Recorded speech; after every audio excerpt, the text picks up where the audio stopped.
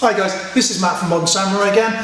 Today we're going to have a little talk about which is the best martial art. It's a question that I get asked quite a lot, and I was asked the other day on one of my courses, so I thought we'd have a quick chat about it. Now, if you like what we're talking about, the things that we're discussing, the things we're showing, then please subscribe and click the little bell icon so you'll know when we upload something new.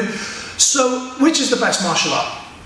Right, first let me say that I believe that all martial arts have got something to offer. I think they all have benefits and they all have positives to them. Whichever style you do, whichever thing you end up training in, you're going to get something from it. But if we're looking at what's right for you as opposed to what's good, what's bad, then that's a better way of going about it. So what's right for you? So first we have to look at a number of factors. We have to look at, first and foremost, the types of martial arts. Is it a modern system? Is it a traditional system? So if we look at, say, a modern system, you've got something like MMA or kickboxing. Both of those are relatively new. MMA is sort of 20, 25 years old. Those are sort of modern approaches to the way that we do things.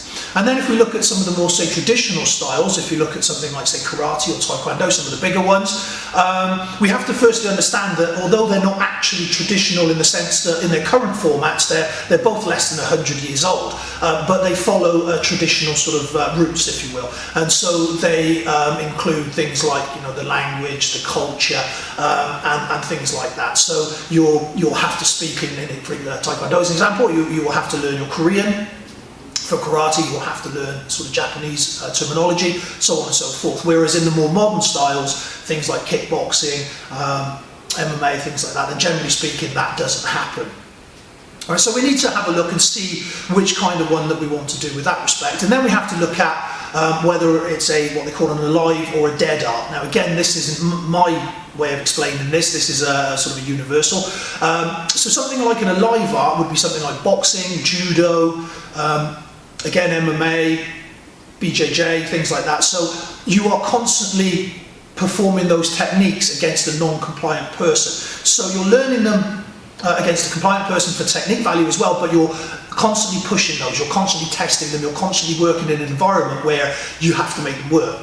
And then if you look at something which they class as a dead art, that's sometimes where you'll have lots of people in static rows or punching to the air, that kind of thing, and very little actual sparring takes place. And again, they all have benefits, so you have to decide which benefit that you're after, what it is that you want from your training. So as an example, do you want self-defense? A lot of systems claim to teach self-defense as well as their martial arts. Some, I say, are more beneficial than others in that respect. So again, you've got to look at whether it's alive or a dead art. You have to look at what it goes into, psychological point of view, that kind of stuff. You have to look at all the things surrounding self-defense and see whether they format that in. There are some rather popular, more modern systems that claim to be very self-defense orientated, and then when you actually look into those systems, they don't really test them that much. They don't work in a competitive arena, and you have to put some things in a competitive arena. I mean, sport martial arts is, although you can rightly argue that that's not self-defense, it certainly enhances a lot of the skills needed for self-defense, and for anyone that doesn't compete or has never competed, it really can be an eye-opener when you actually get in with somebody who knows what they're doing. And that's really important that you do that to sort of test the waters and see really where your skills are. So, are you looking at it for self-defense, or are you looking at it to grow as a human being? So, if you're looking for, for growth, then perhaps a system where there are lots of forms, lots of patterns. You have to master these patterns and forms. You have to learn very traditional ways of doing things. Perhaps that would suit you better.